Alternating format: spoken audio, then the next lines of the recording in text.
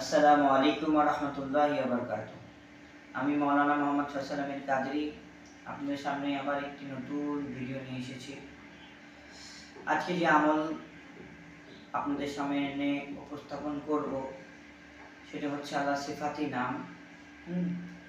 এই নাম যদি কোনো ব্যক্তি পড়ে তার যতই ঋণ থাকুক না কেন, ঋণের জন্য বিশেষভাবে যাদের অনেক পরিমাণ ঋণ আছে, যারা ঋণের জন্য অনেক বিরক্ত ফিল হচ্ছেন, ঋণ শোধ হচ্ছে না, কোনো প্রকারে কোনো উপায় বের হচ্ছে না, আল্লাহ সুবহানাহু ওয়া তাআলার এই নামটি যদি আপনারা ঘুমানোর পূর্বে প্রতিদিন রাত্রে 100 বার 41 দিন করবেন, সারাদিনও করতে পারবেন।